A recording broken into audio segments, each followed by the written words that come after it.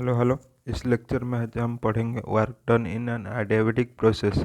पहले से लेक्चर में हम पढ़े थे कि वह एडियाबेटिक प्रोसेस क्या होता है। एडियाबेटिक प्रोसेस एक प्रोसेस होता है जिसमें क्या होता है कि ना टेम्परेचर प्रेशर वॉल्यूम जो थर्मोडायनेमिकल वेरिएबल वो सब चेंज होता है, लेकिन हीट क्या होता है ना, हीट चेंज नहीं होता है किसमें, सिस्टम एंड सराउंडिंग के बीच में, क्योंकि ना उसमें एक एडियाबेटिक वाल लगा गया है सिस्टम और सराउंडिंग के बीच में, जिससे वो जो हीट चेंज नहीं होता है।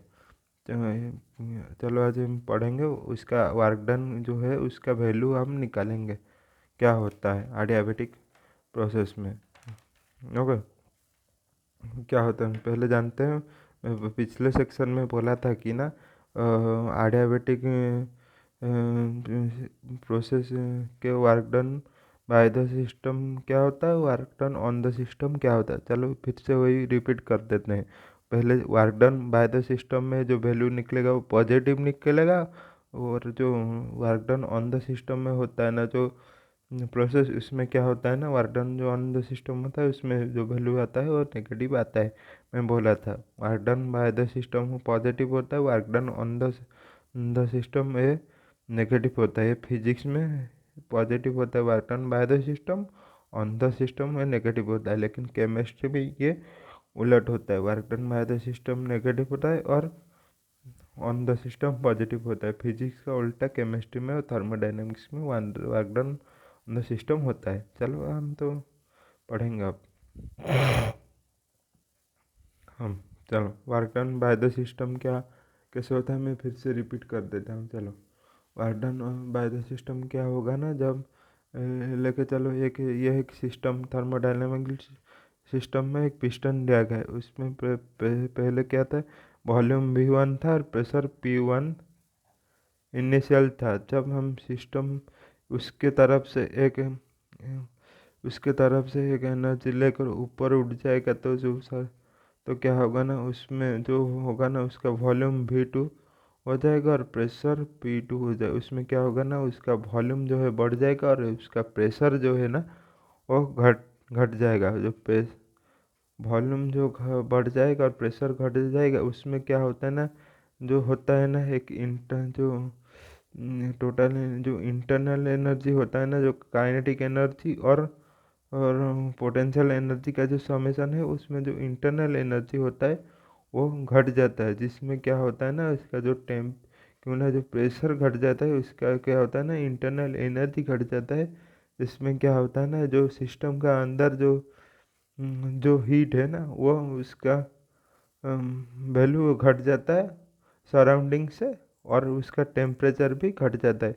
उससे क्या होता है ना, सिस्टम जो होता है ना उसका जो ठंडा होता है वो थोड़ा कम ठंडा होता है सराउंडिंग से बाय द सिस्टम में। लेकिन वाटर ऑन द सिस्टम में क्या होता है ना, जब हम पिस्टन को एक एक्सटर्नल फोर्स देकर इसको प्रेस करेंगे तो उसमें क्या होगा ना, प्रेशर बढ़ जाएगा और वॉल्यूम डिक्रीज करेगा। उससे क्या होगा ना, जो इंटरनल एनर्जी वो बढ़ जाएगा। बढ़ जाने से उसका जो क्या होगा ना, इंटरनल एनर्जी बढ़ उसके प्रेशर बढ़ जाने से उसका इंटरनल एनर्जी बढ़ जाएगी। इंटरनल एनर्जी बढ़ जाने से क्या होगा ना, उसका जो टेम्परेचर है सिस्टम का अंदर वो बढ़ जाएगा, और वो सराउंडिंग से वो एक्सचेंज नहीं कर पाएगा, क्योंकि ना वो जो एडियाबेटिक वाल लगा गया है, एडियाबेटिक वाल लगाने से उसका क्या होगा, एक्सचेंज नहीं कर पाएगा, और उस सिस्टम का अंदर जो टेम्परेचर है वो रिलीज नहीं हो पाएगा सराउंडिंग से।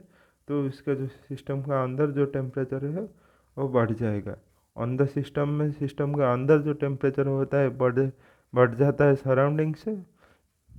बाय द सिस्टम में एडियाबेटिक प्रोसेस में क्या होता है ना, जो सिस्टम का अंदर जो टेम्परेचर है वो जो हीट है वो एक्सचेंज नहीं पाने होने से सिस्टम का अंदर जो टेम्परेचर है कम होता है सराउंडिंग से। ओके, चलो आज हम वर्क डन निकालेंगे bye the system in adiabatic process. वह हम जाने हैं कि वर्क डन क्या होता है। Work done equal to force into displacement. इसको फोर्स इसको हम लिखते हैं D W equal to F dot D X. इसमें बाय द सिस्टम देखो यहाँ पर डिस्प्लेसमेंट कितना हुआ है, ये पहले इनिशियल वॉल्यूम V1 था और जो उसके बाद जो volume V2, displacement D x हुआ है, और उसका लेंथ है L और उसका ब्रेथ है B, उससे टोटल एरिया होता है, उसका टोटल वॉल्यूम होता है। उसके बाद हम लिख सकते हैं D W equal to pressure को लिख सकते हैं force by area, P A is equal to F इसको लिख सकते हैं। उसके बाद क्या लिख सकते हैं, ए डी एक्स इसको लिख सकते हैं, एरिया होता है length into volume, area equal to length into volume. इसको हम लिख सकते हैं क्या, P A dot D X equal to D भी। ए होता है एरिया, डी एक्स होता है डिस्प्लेसमेंट जो होता है लेंथ, इसको लिख सकते हैं डी भी। उसको ये P dot A D x इसको लिख सकते हैं पी इक्वल टू डी भी, ये लिख देते हैं। इसके बाद हम क्या करेंगे ना, इंटीग्रेटिंग करेंगे जो इक्वेशन को, from volume V1 change in volume V1 to V2 से, change in volume V1 to V2 से हम एक्सटर्नल करेंगे तो from work done 0 to W से, जो small work done from volume V1 to V2 से। प्रेशर इसको क्या लिख सकते हैं, ये जो प्रेशर इसमें इसको फ्रॉम आइडियल गैस में हम जानते हैं इक्वेशन जानते हैं PV इक्वल टू nRT।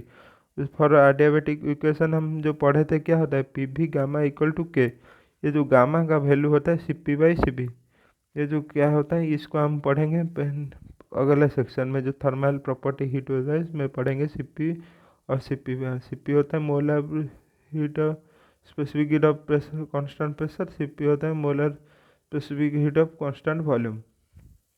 इसको हम लिख सकते हैं P इक्वल टू के बाई, इसको हम इसे लिख सकते हैं। इसके बाद पैसे इसको वैल्यू हम इसे पुट कर देंगे V2 डी भी। उसके बाद P का वैल्यू यहाँ से पुट करेंगे, उसके बाद के बाहर निकाल लेंगे, के बाहर निकलने से के कांस्टेंट होता है तो इसको हम बाहर निकाल लेंगे। उसके बाद डी भी बाई भी गामा इक्वल टू उसको हम लिख सकते हैं, ये जो value gamma V by gamma यहाँ पर पॉजिटिव है उसे ऊपर ले जाएंगे तो हो जाएगा माइनस गामा डी भी। इसके बाद के इक्वल टू इसको हम ऐसे लिख सकते हैं, एक्स डी एक्स होता है एक्स प्लस वन, इसको हम ऐसे ही लिख सकते हैं क्या, कि उसका जो इंटीग्रेटिंग वैल्यू हम ऐसे ही लिख सकते हैं इज इक्वल टू भी minus gamma plus one divided by minus gamma plus one from upper limit V2 से लोअर लिमिट V1। उसके बाद हम इसको लिख सकते हैं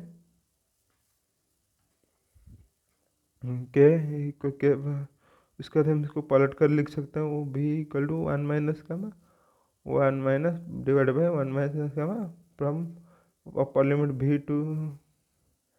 V2 से लोअर लिमिट V1।